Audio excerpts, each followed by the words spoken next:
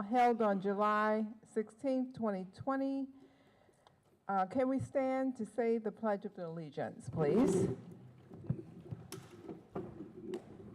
I pledge allegiance to the flag of the United States of America and to the republic for which it stands, one nation, under God, indivisible, with liberty and justice for all. Thank you. We'll have the land acknowledgement by Dr. K. And then I'll have you do the guardrails.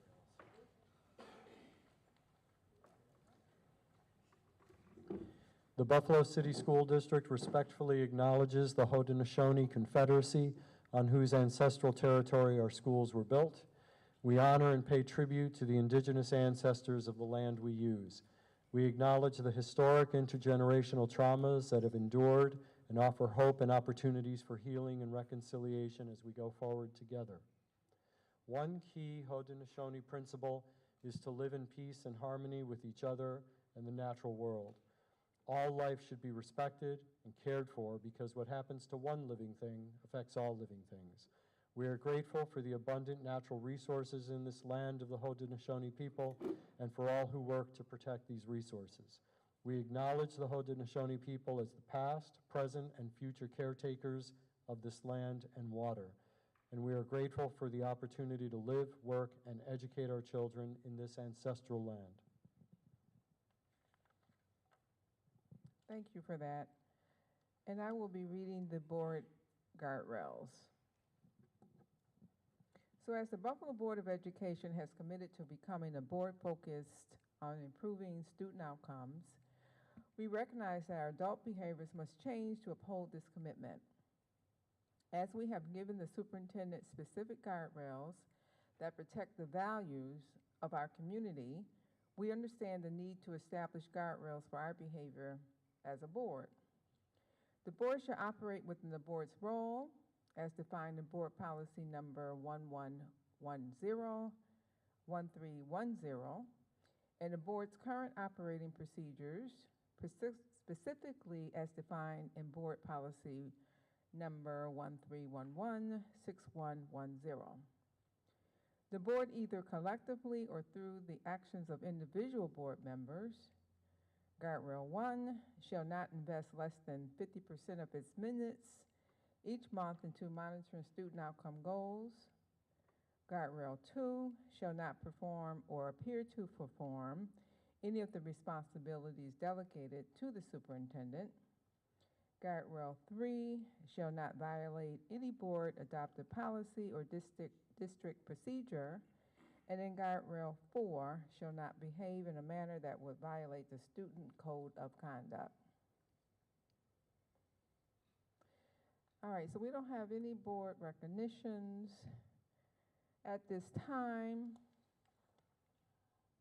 The board welcomes speakers who have signed up to speak at tonight's meeting. Please be reminded that all speakers' remarks must be limited to 3 minutes or less. We ask that speakers be mindful that this is a business meeting open to the public and televised locally. Attendees and viewers include persons from throughout Western New York, including children.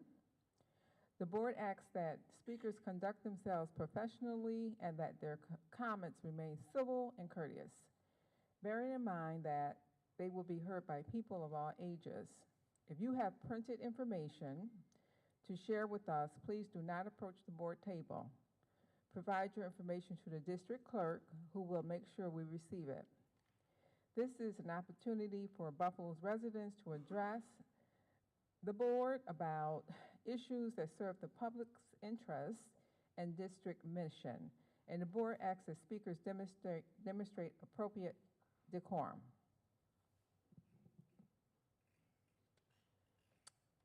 So, our first speaker for tonight is Ed Spidell, parent, and he has comments. Welcome, Ed.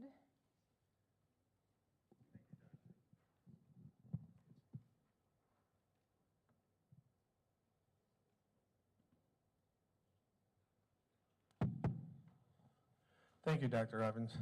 First, I want to take a moment to thank Principal Alvarez and Karen Murray. They worked with me and a family to make sure a student walked the stage and graduated, so I wanted to take a moment to thank them. I wanted to take another moment to let you recognize that the 10 speakers tonight, they're all connected to our parent groups, and we are diligently working together to support as many families as we can in the district. We spend many hours through the school year supporting the parents when they ask for help, and I would like to recognize a few things. So MVP, one of our parent groups, is partnering with Gloria J. Parks, and they have the Neil Dommins basketball tournament. That serves our special young boys and I think girls this year too. We have CPAC, which every time a parent comes to us with a special need problem, they're there to fight for them.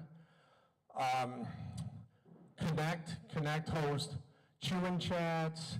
They have health forums that they invite everybody in the community to. We have the summer, we're doing multiple events with the children. DPCC, we're the governing body, so we work to train parents on board docs, SBMTs, and just knowing their rights. What I ask tonight is that you consider that even though we're not perfect, we're striving to do the best we can, and we do want to include every parent, even though it may not always seem that way. Our goal is to allow everybody to be part of our groups, and I challenge any board member or district member, if a parent has a complaint, please send them to us or set up a meeting. We'll work with them. Sometimes it looks like we're selfish and have our own path, but we don't. We're giving up hours of our own time to support the district and our families. So I just wanted to make that clear, that we're your partner, and please accept that. Thank you. Thank you, Ed. And I think most of us have used Ed in one way or the other throughout the year with a situation. Next, we have a student by the name of Rama.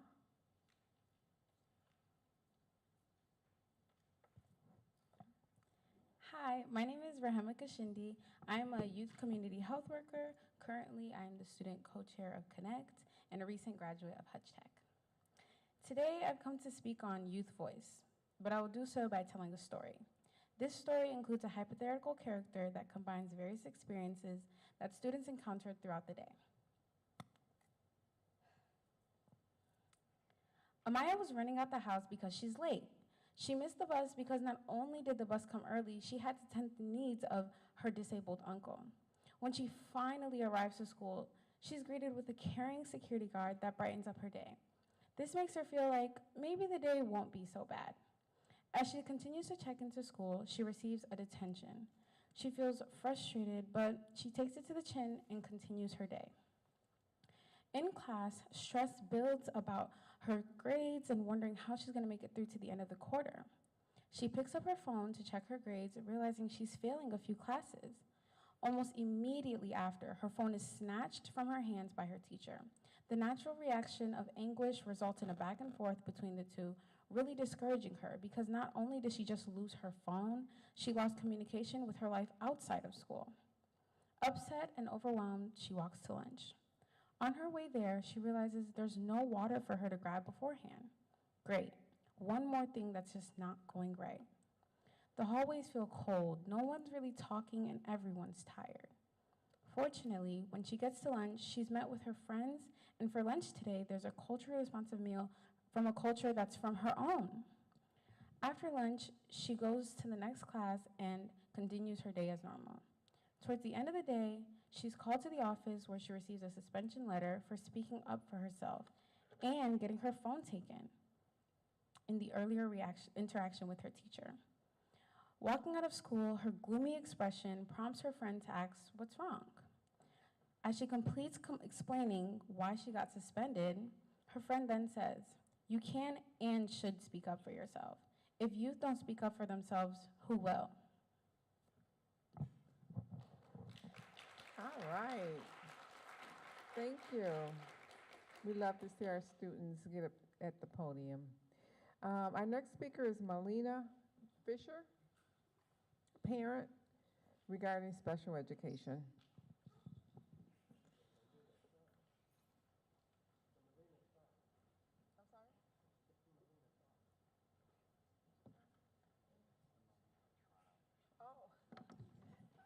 It's Melina and her children. Yes, the kids are going to go first Hey, if that's we missed okay. you last Yeah. time. Welcome. Thank you. The kids are going to start. Say your name, sir. My name is Alejandro. Good evening. My name is Alejandro. Today I'll be talking about how mad I am because I have to move schools because Discovery School said they don't have room for my brother Antonio. Discovery School has the room my brother needs, but they don't want to make room for him in the classroom. It makes me mad that I had to do so much work to get myself into Discovery and let my brothers join for them to say they don't have room for my brother. It makes me think I did all this hard work for nothing. Thank you for your time. Have a good rest of your evening.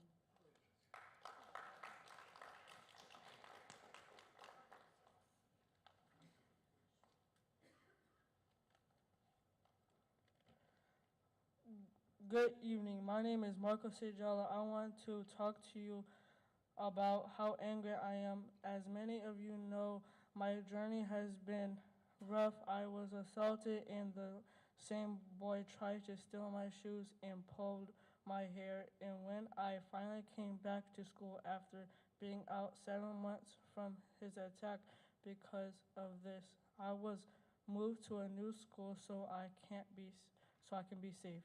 The exciting part of it was my brothers were at the new school. However, my twin brother was diagnosed with dyslexia, the same as me. But now that my brother is diagnosed with dyslexia, there is no room for him. This makes me so angry because the classroom is at our school. So now that I am finally back with my twin and my brother, they want to separate us, so we either have to move to a charter school to stay together or be separated. Why is separating families okay? Why is it my twin being pushed out? I don't want to move schools again. Please help us at our school and together. Thank you for the time this night. Good evening and have a good night.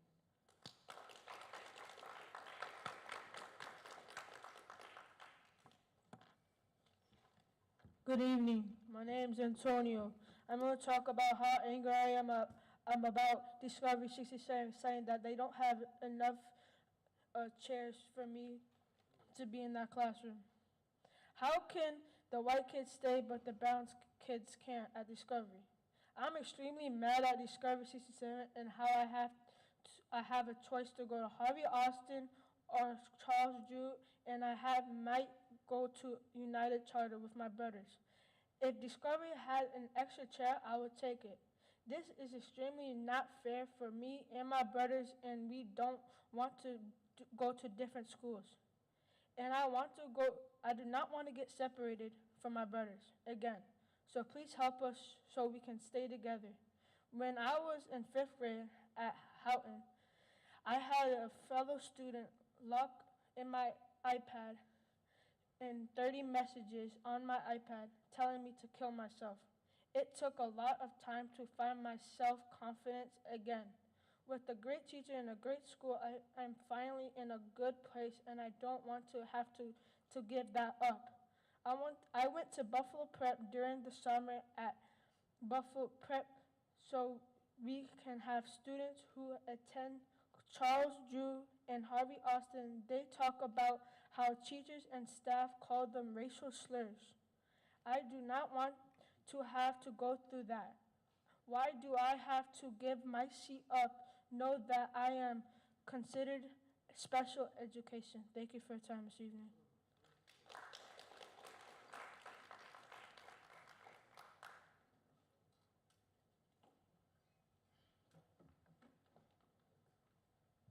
I'm giving my time to my mom.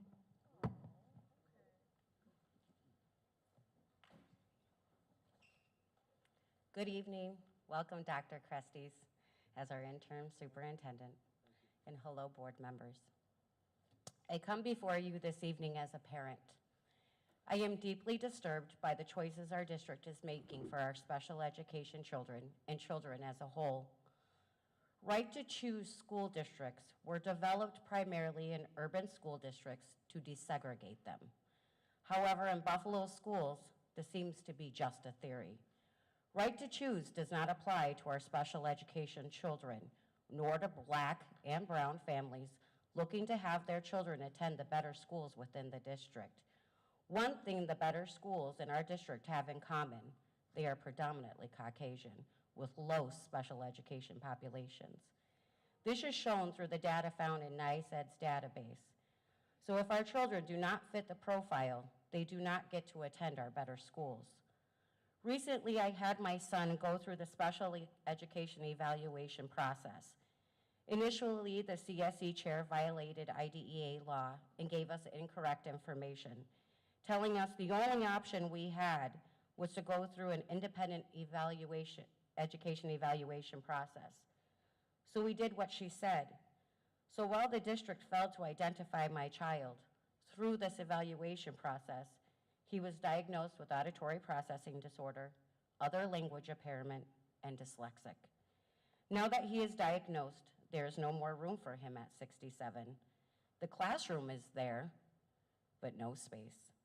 I went through this once before with his twin brother, being told there was no room. But when his safety was back in jeopardy, there was magically room. So it seems now that my Hispanic male child no longer fits the profile of a school that has 494 students, where 297 of those students are Caucasian and only 70 of them are Hispanic. So let's move him from a school with a 49% proficiency rate at his level to a school that has a 2% proficiency level, or one that has a 20% proficiency level.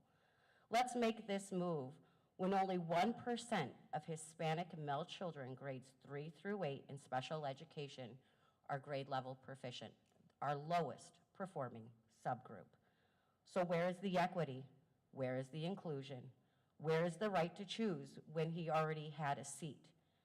The district, through the NICED data, already shows that they failed to meet the standards for least restrictive environment for our special education children, thus denying a free and appropriate public education. And now we want to take it a step further and deny them seats at our performing schools? I would be lying if the decision out of the special education department didn't feel retaliatory. Punishment for fighting systemic abuse, for trying to increase the quality of education for our most vulnerable children. We as a district with a high amount of minorities on both the cabinet and board, and even better yet, women, we know what it takes to fight the system. So why are we allowing this discrimination to our minority children, and especially our special education children? Why are we not demanding equity, diversity, and inclusion at every single one of our schools? Because our data shows we are only continuing the systematic abuse that we have all faced through our childhoods. We should not be splitting up families and forcing them to multiple different schools. A boy who had over 30 locked messages on his school device telling him to kill himself finally gets to a school where he flourishes. And then all of a sudden, there's no room for him because he's special education. He no longer fits this profile. I feel like because I advocated for him and children like him, he now has to pay this price. Pay the price because he has a mother who demands that he gets an education where he learns to read and write. Because the options given were to stay and give up all his services, move to a school not performing, or put my kids in a charter school. And last but not least, take you as a district to my 4th due process. We need to be better than this. We need to do better. So board, as in the Annie song, this is your opportunity. Thank you, Ms. Fisher.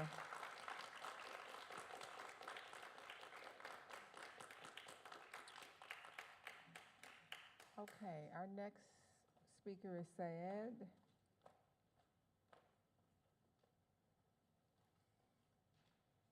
Is he here? Oh, it's Sean. It's not. Shad Hossein.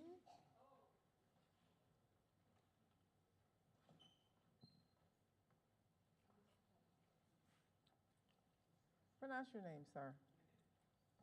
Shad. Okay. Welcome. Thank you. Good evening. My name is Shad Hussein.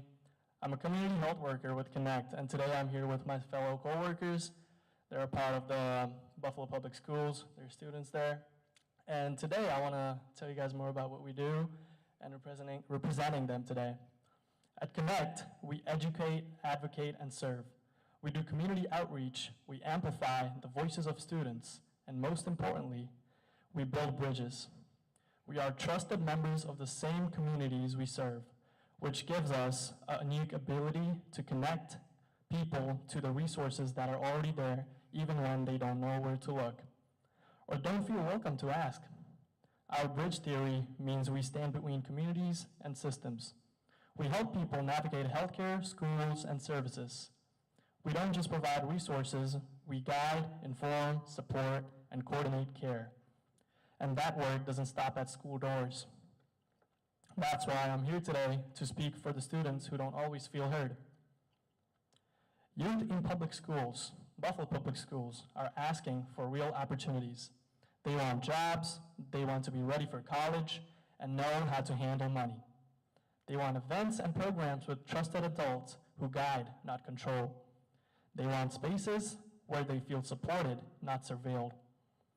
They're also asking for the basics for stability and care in the classroom. Right now, many schools are overloaded with substitutes.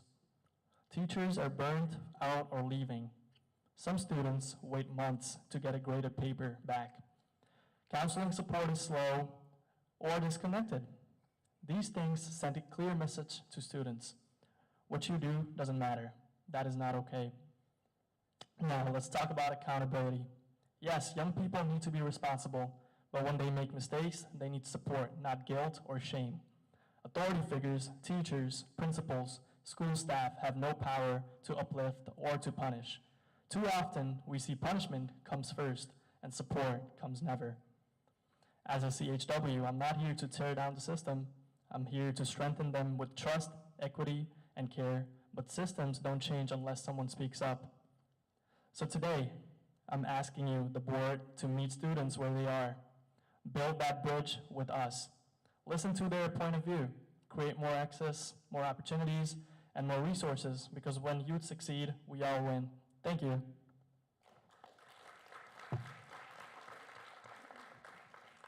All right, student voice.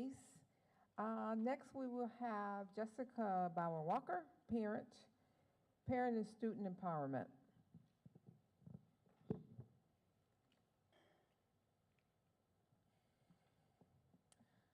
Good evening, Dr. Evans-Brown and board members, Interim Superintendent Dr. Karestas. Good to be with you. I hope you're enjoying your summer.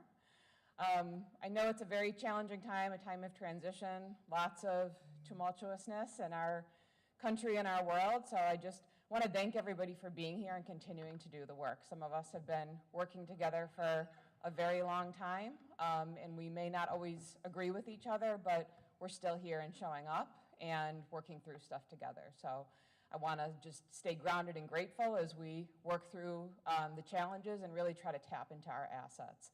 And one of our huge assets is our students. We are running a youth community health worker program, and we are also training parents to be community health workers, to be that bridge that the students talked about, right? We are able to talk to parents in a way that only parents can talk to parents and caregivers. The youth are able to talk to their peers in a way that only the youth are able to. And if we come together and know we don't know everything, but we can learn and grow from each other, we can really do powerful things. Same thing with other stakeholder groups. We did a lot of great work this year in the district stakeholders group and helped to rewrite the district plan for shared decision making. And that's really what we want to be doing. We want to be making decisions together, right? So Making sure that we're in right relationship with each other, shifting to a restorative system so that when we do have conflicts, because we are going to have conflicts, we are going to see things differently. We're with our young people every day over the summer now, and it's messy. It's challenging. It tests our patience to be with teenagers, and we get on each other's nerves. But we use processes that are proactive, that help us to work through that and stay in healthy relationship with each other. So I want us to really try to do that, and when we don't know something or misunderstand, to be able to come together and ask questions about that. We're quite concerned right now that the parent involvement policy is up for revision, and we were very perplexed to see some of the changes in the comments that were made that quite honestly seem to lack context and show that we're not in right relationship with each other. We've had some other experiences there with conversations that we had on the ad hoc suspension committee, which again, good effort to bring together people, but we see there's a lot of dissonance and differences of opinion based on how parents and students feel and how administrators feel. And so, again, as community health workers, as parent leaders, as youth leaders, we want to be that bridge because we've been in the system, we understand how it works. We've been directly impacted. I want to lift up Maylena and her family and send them a lot of positive energy because it is hard to come here. It is hard for us to come here and talk about painful things that we've been through and the stuff that we say day in and day out. We help dozens of families collectively any given day. And we're not always telling their stories, and out here, you don't see a lot of the work that we're doing, but we're doing it, and we care a lot about the district, and we are working day in and day out in the spirit of the Buffalo Public Schools mission, putting children and families first. Putting children and families first to ensure high academic achievement for all. So again, let's work together. Let's make sure we have good policies, and let's make sure that we're implementing in a way that we're all working together, making decisions together, and being in right relationship with each other. Thanks so much. Have a great evening and a great summer. Thank you, Ms. Walker. Last speaker, Danielle. Oh, no last name, huh? There she is. No, I want you to pronounce it. I was waiting for it. Good evening. Thank you. So my parents in Parent Congress are lifting each other up. I want to lift up my organization, Buffalo Parent Teacher Organization. My friend Ed definitely left us off that list, not intentionally, but we work really hard together. Parent Congress is a collaboration of 6 groups with lots of different experience, and I just want to lift up that we're in the trenches with each other every day, doing the work that we're not normally promoting. We just kind of come here and say, yeah, we're helping families. My road here didn't come from advocating for my own self and my own family. It came from seeing the need of others and stepping in when others couldn't voice it for themselves. And so I want to lift up that there are people in this work like Tanisha, who is killing herself on a daily basis for the families that are not going to come to meetings and they're not going to come here and speak. So I just want to recognize that that's part of what we're doing every day. I just want to lift up the unification and solidarity that we have in Parent Congress and how we unified around student-centered issues. And we brought them to the forefront, and we've been narrowly focused on those issues because we know we're not going to get everything done if we have 46 different things we're all trying to do. We narrowed in on our points, and it's family engagement, and it's suspensions, and it's wellness, and the multilingual group, which also we forgot to lift them up and all the work they're doing on behalf of our families. We're working towards those things that directly impact our students. I'm fortunate to be alongside this great group of youth that impress me and amaze me every day, working to mentor other youth. We're doing the work. We've got the ideas from our youth because we're asking them, and we're asking to continue to be partners at the table. So when we read some of the changes that we are looking at in that policy 3170 that's currently under review, or looking at being changed, we're asking really to just come to the table with everyone, and even if there are parents that feel like they don't know how to get in, bring them to us. We want everyone. We want our table as long as possible. Everyone is welcome, and we lift up every voice. So I'm hoping that we can work this school year just like we have the past few school years in solidarity, lifting up the good work that we're all doing together. Thank you. Thank you, Danielle. Response to speakers, Dr. Kay? All right, thank you, Madam President, and thank you to all of our speakers tonight. We really do appreciate you sharing your voice with us. One of the speakers said how many years we go back. I think, Ms. Bauer Walker, it's got to be pretty close to 10, 12 years for us, maybe more. And really appreciate the students tonight and sharing your passion and, you know, really just representing young people so beautifully. We're very grateful for your comments. We thank you for them. We appreciate you. And the one thing I heard tonight that really resonates is we're still here and we're showing up, and we appreciate that. Ms. Fisher, I'm going to have some staff follow up with you. I know you've had some ongoing conversations throughout the week. I'm going to just check in on your situation and try to get your enrollment situation to a more satisfying result, so you can expect a call tomorrow. Thank you very much to everyone. We really appreciate you. Thanks for joining us tonight. Yes.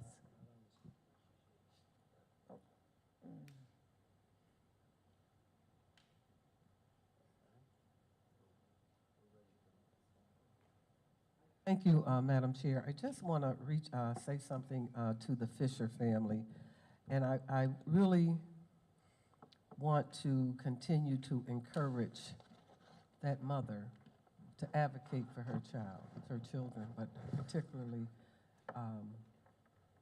the student we're talking about.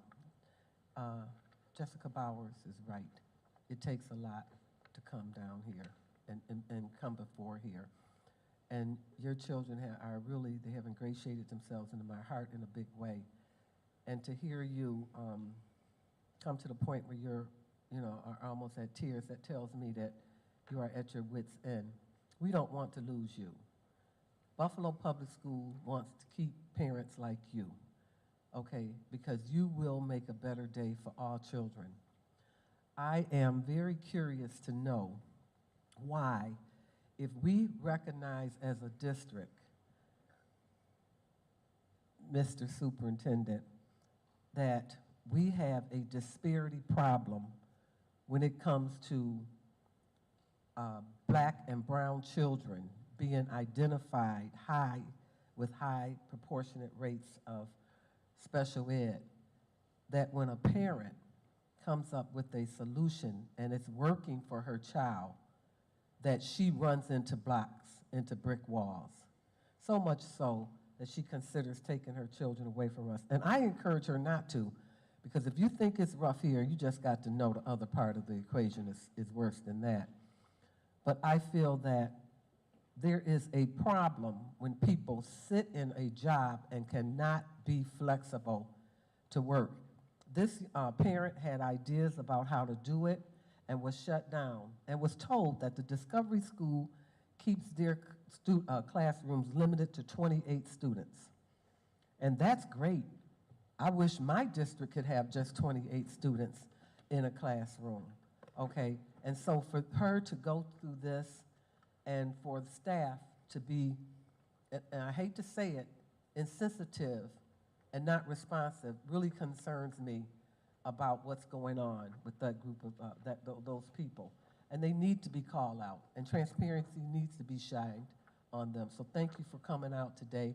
Originally, you were not going to come down and speak, and people around you encouraged you to do so, and I think you're better off for doing so, and other children will be too. So I know this is nothing that can be fixed today, but I refuse not to say something on behalf of that parent. Thank you. All right, thank you.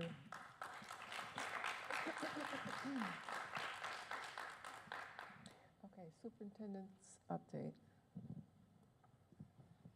Thank you, Madam President. We have our ongoing data monitoring report. I'm going to ask Chief Botticelli to come to the podium. You have reports tonight on 3 interim goals. Goal 4, which is the data on credit accumulation, is still being produced. So we will get that to you as soon as it's finished. Thank you, Chief Botticelli. Appreciate it. Good evening. I'm here to talk about the 3 literacy goals, but I'm going to take them out of sequence, so I just want to make sure we're all looking at the same documents. I'm actually going to start with interim goal number 1.3. So if you look at the top left corner, you should see which particular goal it is. And I do this because it makes more sense as I describe our results if I start with this particular goal.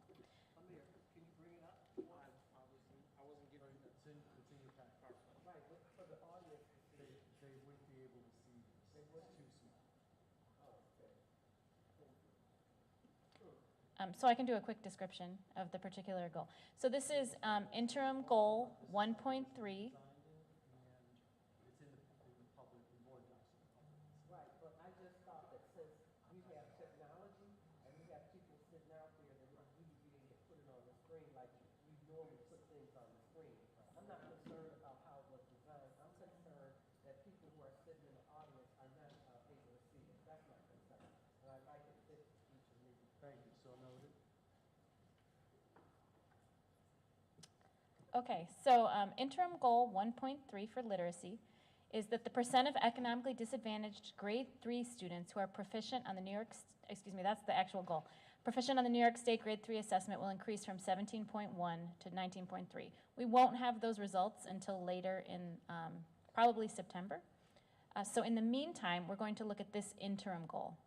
The percent of economically disadvantaged grade 3 students who are well below average on the Dibbles assessment will decrease from 47% in 2024 to 43% in 2025. Basically, this goal indicates there's going to be a reduction in our percentage of level 1 students. So we actually met this target. We hit the 43% goal, which is a decrease of 4% from last year. So Dibbles measures fluency and decoding skills. So it's very finite. It's not looking at your vocabulary knowledge or your comprehension of a particular text. It's really looking for very specific things. So this data shows that we are impacting our neediest learners through our RTI and solid phonics instruction because we were able to reduce the percentage of students who are well below proficiency. Does that goal make sense to everyone? There we go. Yep, that's it. Thank you. 1.3, you're at 1.1.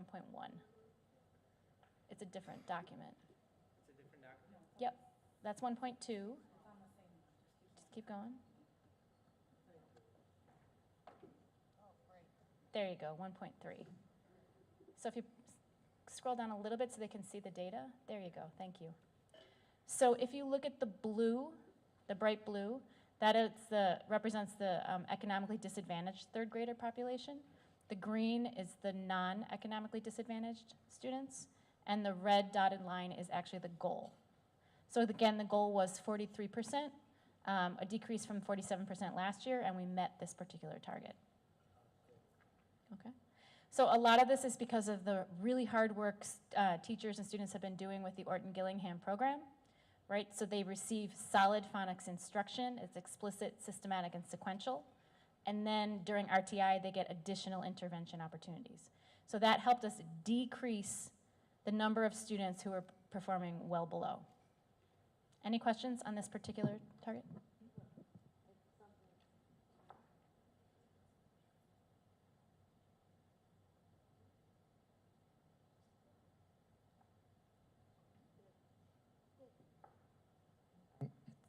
I have a question.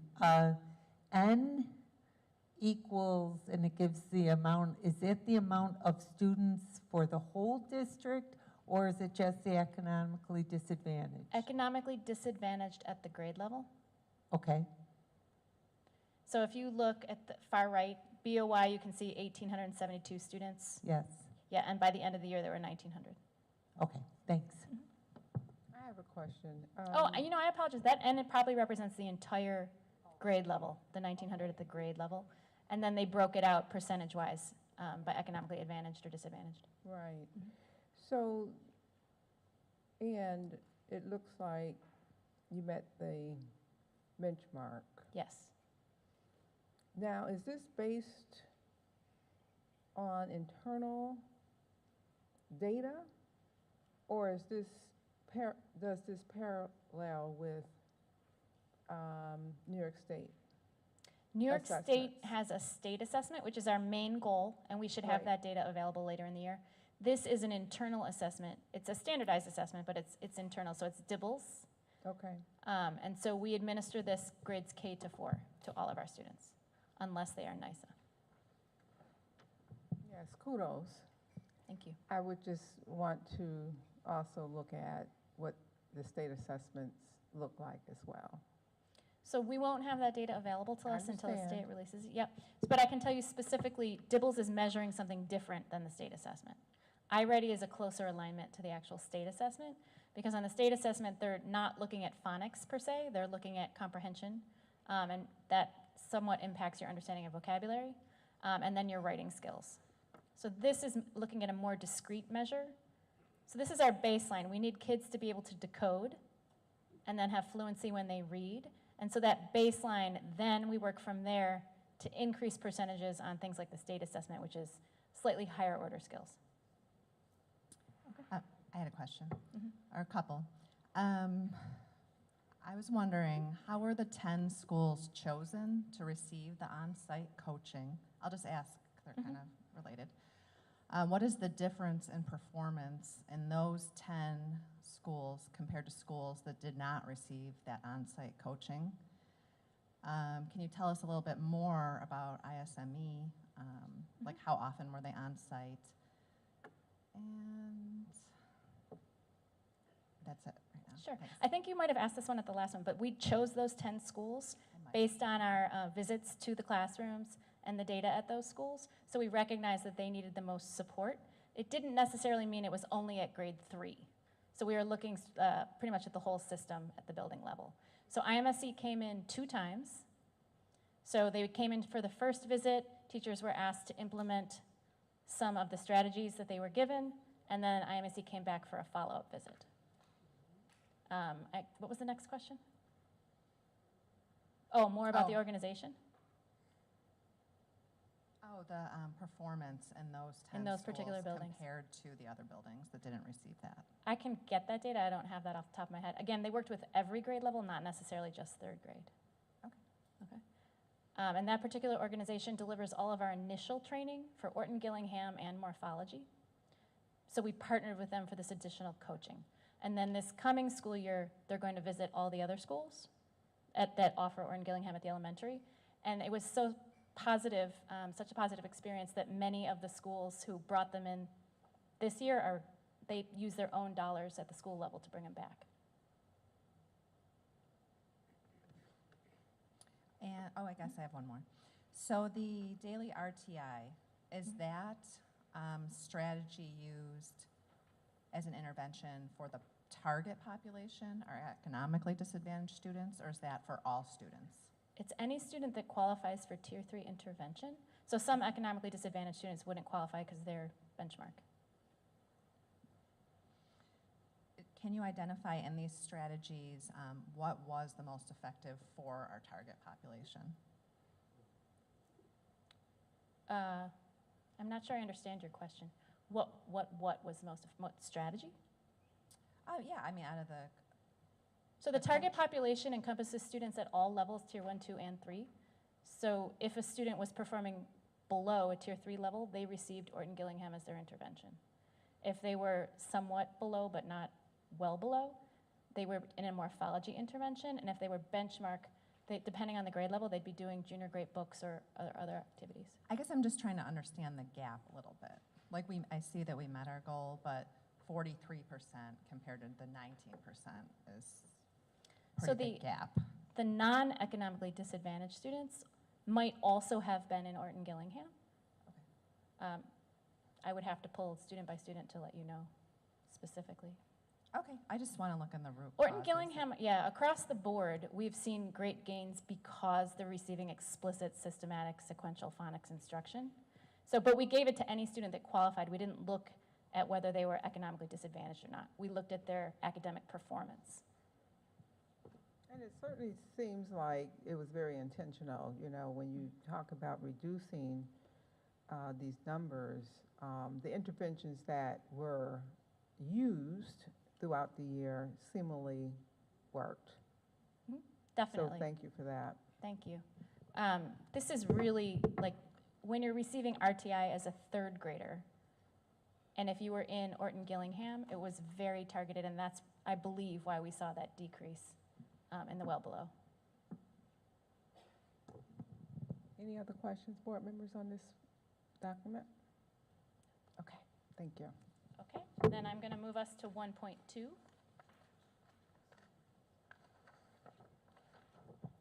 So this one is the percent of economically disadvantaged grade 3 students who are proficient on the DIBELS assessment.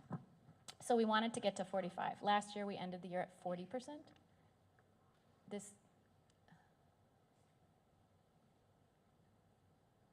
Okay, so this year we did not meet the goal. We got to 41%, so we improved slightly over the previous year. I want to talk a little bit about this one.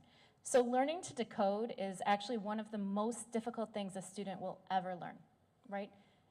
Teaching students to, I'm going to say read, but what I really mean is phonics, right? So decoding the text. That is significantly more difficult than most things a student will encounter as they go through life. Humans are actually wired for speech, not to read, right? Evolution over time, we were born to be able to speak, but it takes significant intervention in many students' lives to help them be able to decode. So DIBELS is measuring whether these students can decode and how fluent they are when they decode. So we're going to keep supporting teachers to implement Orton Gillingham with fidelity, which is why we're bringing IMSE back in to continue coaching. We're going to build additional fluency practice into our coursework. And IMSE has actually added additional decodable text to their lessons, so teachers will have even more resources moving forward. So even though we're moving in the right direction, obviously we did not meet this particular target, and that's what we want to concentrate on with the students. But again, we're seeing growth. So K-2, they had a lot of Orton Gillingham, both intervention and core. By third grade, they've moved into a different reading program, so they're getting more advanced decoding skills, but some of these kids are still getting that intervention in the Orton Gillingham Tier 3. Okay? So we expect that this will continue to increase and that the other numbers will continue to decrease. Did anyone have questions about this particular target?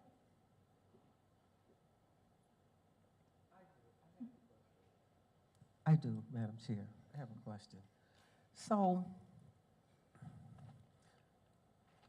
is the data desegregated by schools? So the board asked for it this way. We can certainly provide other. Well, the only reason I'm information. asking is, I'm really a true believer that the board shouldn't have a question that somebody hasn't looked at. That's just the way I think. But the reason I'm asking is that if it was desegregated by schools, and your office was, and your staff was looking at it, We are. there would be some trends and patterns of success that maybe, if checked into, can be replicated or duplicated for success. Absolutely. And so by not digging deep into it, we don't, we have some schools that are carrying this and some schools that are not. I apologize if I'm being confusing. You guys wanted it this particular way. We do look at it the other way, definitely. Okay, no, well, that's what I asked you that. I said, I asked you, were you looking deep into it? We look at it Okay. in many different ways, by school, by different groups. The board wanted it to Yeah, be I using understand this what the one. board, but that wasn't my question. My question was, are you analyzing and desegregating the data? Yes. And are you using it to move children to the next level? So in other words, school, I don't know, 50 is doing great. They're showing that their children have exceeded what we were looking for. Is anyone taking the time to find out what school 50 is doing that school 20 is not doing? Yes. And so personally, when I did my studies with the Council of Great City Schools, the training in the school district that I monitored did go down and dig deep into the buildings to find out how to lift the children up. But that's the reason I'm asking, because best practices should be a norm for trying to make sure that our children achieve, and that's the reason I brought it up. Thank Yes, you. I so we might- do, I we go might to the suggest- classroom level. I'm sorry to interrupt, Chief Botticelli. So I might suggest if you could take that to the implementation committee of the board that works with CGCS, because then maybe they'll come up with a different, more detailed document. But as the chief academic officer said, that's exactly what they do. They look at the disaggregated data by school, by subgroups at the school. This particular report was designed by the board members and CGCS.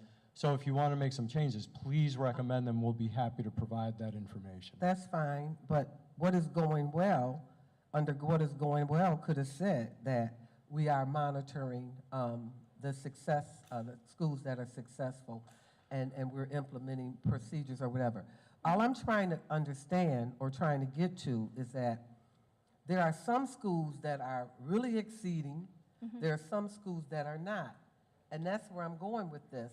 What are those schools that are really exceeding, doing well, and can we share that with other principals to get them to the next level? That's the only reason for the question. It's not about what the board asked. I've specifically asked that intentionally to see if it was being done. So that's why I brought it up. So Thank you. we bring IMSE in so that they can help schools understand best practice. They can certainly share across grade levels. So I look at data pretty much every day. I go by the student. So I go into each classroom and I look at the student level data. I'm not just looking at the aggregated report. So we are definitely directing supports based on the data that we see on a weekly basis. And are the principals being held accountable? Yes. Okay, so when I go into a principal's building, I should see on their data board certain things that they're working on to improve for students, right? I don't know if they'll have it posted, but we have definite Most of them have communications. it posted in the buildings. Okay, thank you for that. Okay. Then I will move to goal 1.1. And I took this one last because it measures something different. So the first two we're looking at decoding and fluency proficiency. So at grade 3, those are the two main points that DIBELS measures. But iReady does include phonics, but it mainly looks at vocabulary knowledge and comprehension for informational and literary text.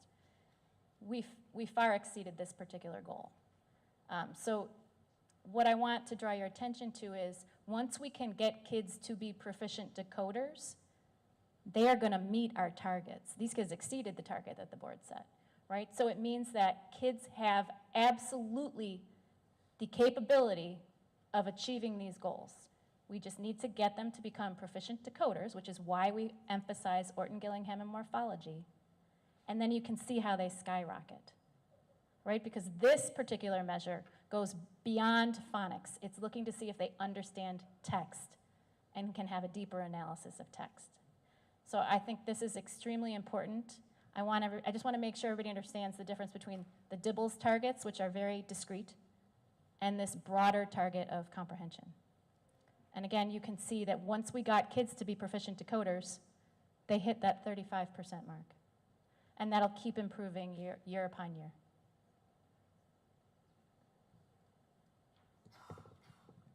Does anyone have a question? So it looks like this benchmark was met as well. We exceeded the benchmark. The target was 32, we hit 35. Kudos. Any questions on this one? Thank you, Chief Botticelli. We appreciate it. Thank you. Good report.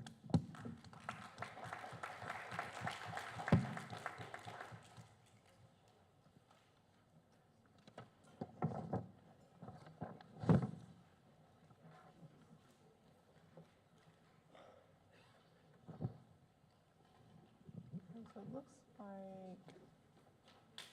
action on minutes.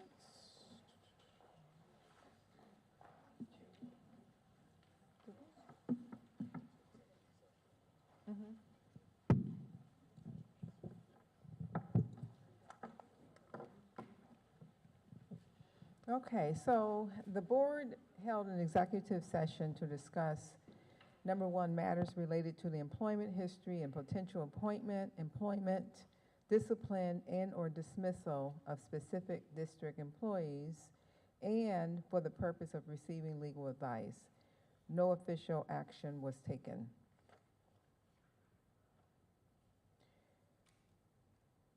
So let me see, do we have an opportunity to look at the minutes? Consent agenda. Okay, can I have a motion on the minutes for June 18th? Thank you, Ms. Belton, Cotman, and Woods. Any, all in favor? Any opposed? Okay, actually it was June, okay, so there's another one, June 20th, 2025. Can I have a motion? So moved. Belton, Cotman, Zulik, all in favor? Any nays? Okay, so moving on, consent agenda. Motion to accept a consent agenda. All in favor? Oh, I'm sorry. Zanita and Jen. All right, council, should we bring her up? All right, council. Consent agenda, right? Oh, the consent agenda. You want to poll? Yeah. Yes, ma'am.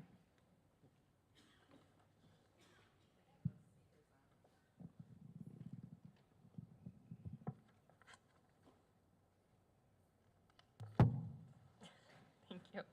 With respect to the motion to approve the consent agenda, do you have any exceptions, Board Member Belton Cotman? Yes, exception 17A and no other. No diversity. Board Member Everhart?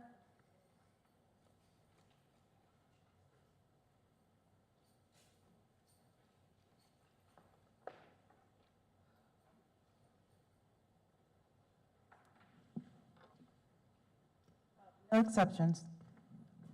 Board Member Makosi? No exceptions. Board Member Shuta? No exceptions. Board Member Woods? No exceptions. Board Member Zulich? President Evans-Brown? No exceptions. And consent agenda passes.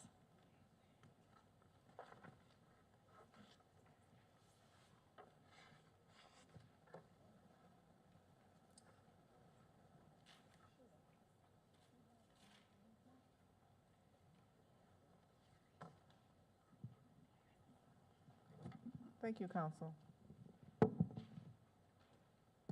right, so any unfinished business? No resolutions? Yes. I just want to acknowledge that I went to the Ronald Peoples School of Scholars at School 82 ribbon cutting, and it was just a phenomenal sight. The children in the street, it was a beautiful day, so much love, and I just, I knew Ronald Peoples as an instructor, as a administrator during my years in this district, and I just wanted to give him an additional shout out today. Thank you. May he rest in peace and be proud of what we're doing. Thank you. Thank you. And I meant to say that, can we have a motion to excuse Board Member Larry Scott and Cindy McCutcheon? Board Member Jennifer and Board Member Shuta. Thank you, just for the record. Lastly, bereavements, right? All right, let's, bereavements, Terry Shuta, may we stand? The bereavements for July 16th, 2025.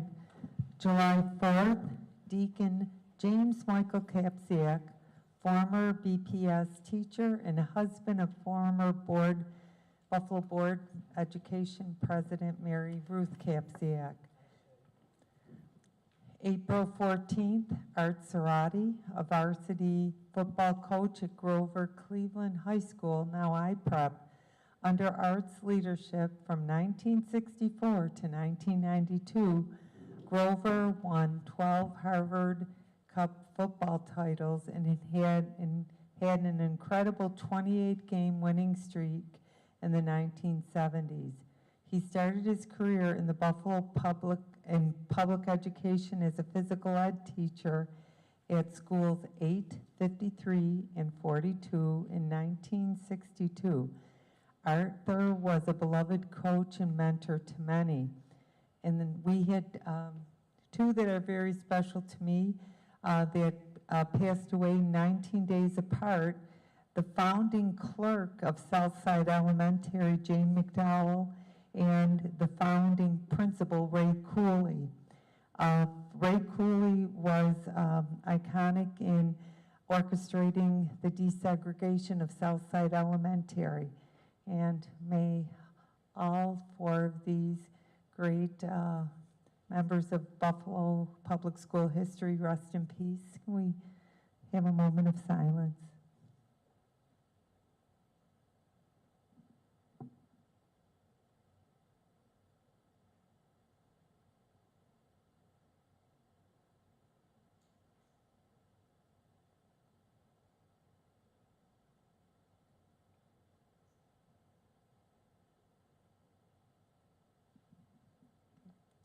Thank you. May I have a motion for adjournment? Jennifer, Janita? All in favor? Any nays?